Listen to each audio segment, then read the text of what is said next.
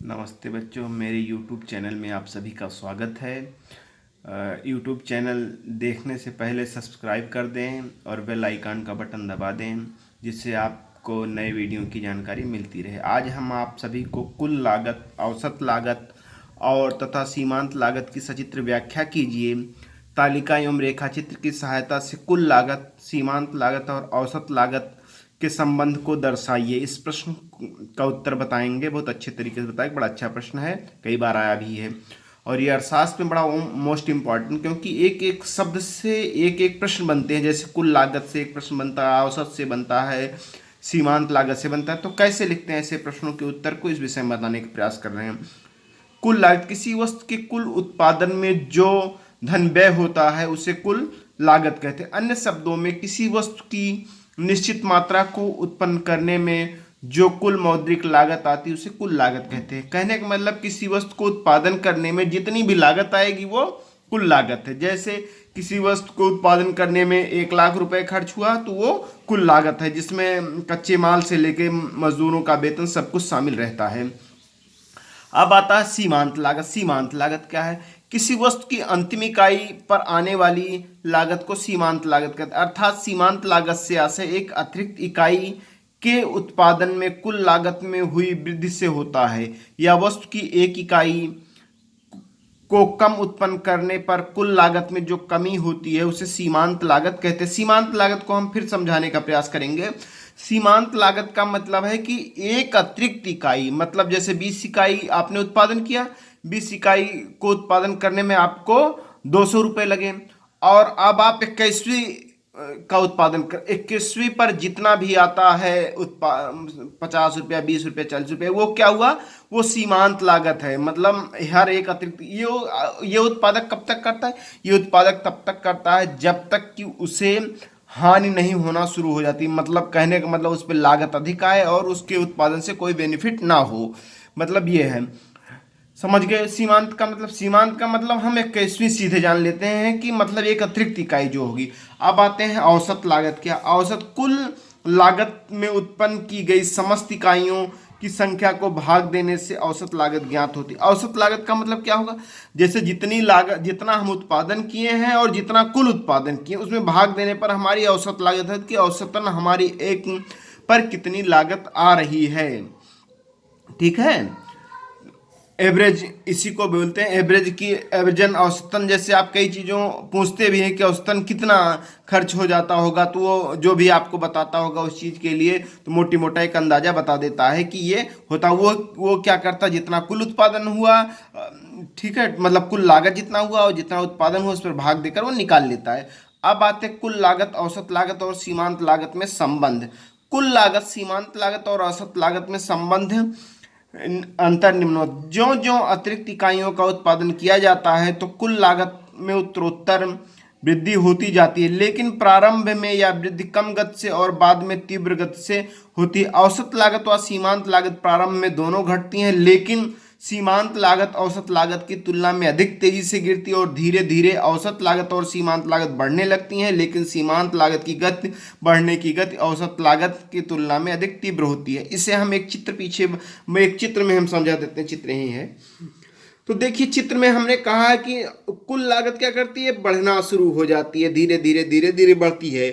ठीक, और औसत और सीमांत का हमने बताया। औसत लागत क्या करती है? एक गति से धीरे धीरे बढ़ती, क्योंकि ये क्या होता है कि कुल जितना भी है सबका खर्च बताता है। ये क्या करता है कि एक एक इकाई का, देख रहे हैं पहले इकाई से हमें नुकसान हो रहा है। सामान्य सी बात है, आप शुरू में जब करते हैं तो लागत ज़्यादा आती है और एक इकाई से नुकसान है। फिर धीरे धीरे धीरे धीरे क्या होती है, हमारी एक सीमा पर सबसे ज़्यादा बढ़ जाती है। फिर क्या करते हैं, धीरे धीरे धीरे धीरे धीरे धीरे धीरे धीरे हमारी सीमांत, मतलब एक एक का जो लाभ होना शुरू होता है, एक सीमा तक लाभ होता है। और उसके बाद क्या होता है, ये लाभ भी जब हम अतिरिक्त इकाइयों को उत्पन्न धीरे धीरे कम होता है। और हमारी औसत क्या होती है? औसत चूंकि संपूर्ण इकाइयों का बताता है, तो ये सीमांत के अनुपात में धीमे धीमे, क्योंकि एक अतिरिक्त इकाई जैसे आपकी नुकसान की इकाई अब की बार हो गई तो क्या होगा, नुकसान पे आ जाएगा।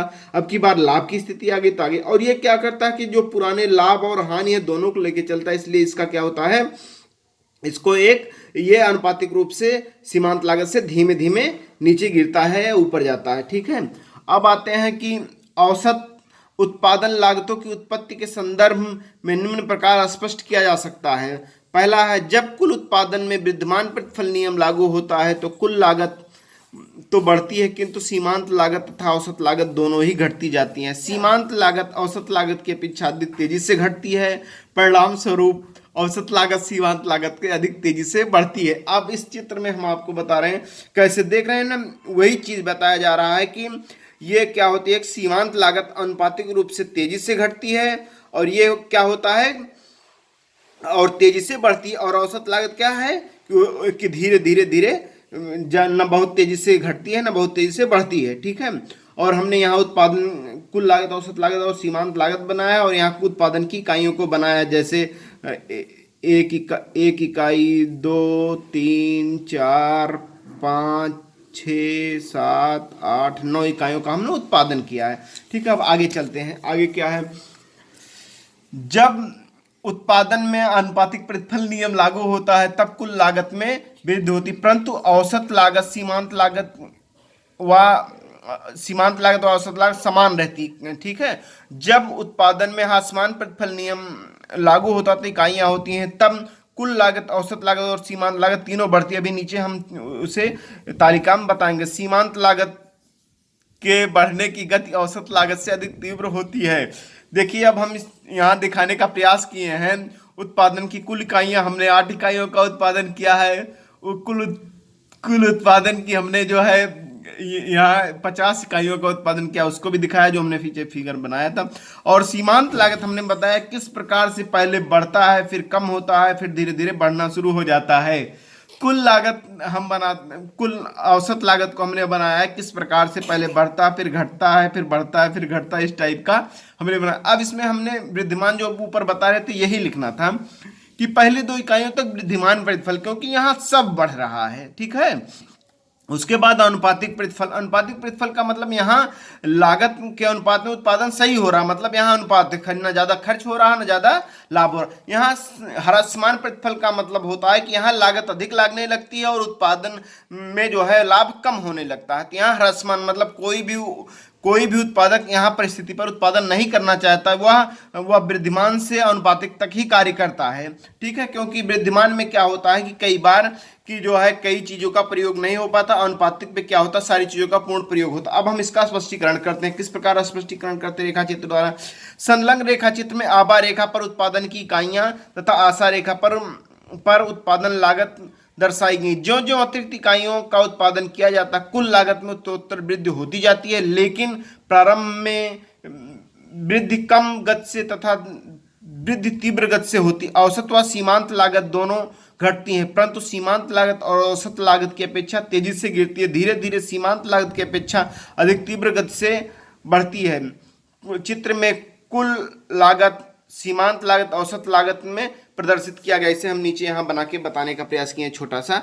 देखिए, वही फिर कहा जा रहा है कि कुल लागत जो है धीरे धीरे तेजी के ऊपर की तरफ बढ़ता। औसत लागत और सीमांत लागत में क्या होता है कि औसत लागत जो है अनुपातिक रूप से धीमे धीमे ही बढ़ती है, ना ये ज़्यादा तेजी से ऊपर होती ना ज़्यादा तेजी से, और ये सीमांत लागत क्या होती है, तेजी से गिरती है और फिर ऊपर की तरफ जाती है। तो यही तीनों में संबंध है ये। ठीक है, बस ये पार्ट यही खत्म होता है। इसमें छोटा सा प्रश्न एक और बना दिया गया है। किन परिस्थितियों में औसत लागत व सीमांत लागत में परिवर्तन होते हैं? तो सीमांत लागत और औसत लागत में परिवर्तन उत्पत्ति के नियमों के अंतर्गत होते हैं, अर्थात जब उत्पादन में उत्पादन नियम क्रियाशील होता है तब औसत लागत व सीमांत लागत में परिवर्तन होने लगते हैं। कहने का मतलब क्या है कि किन परिस्थितियों में औसत और सीमांत लागत, जब उत्पादन में उत्पादन नियम क्रियाशील होते हैं तब औसत लागत और सीमांत लागत में परिवर्तन होने लगते हैं। जी।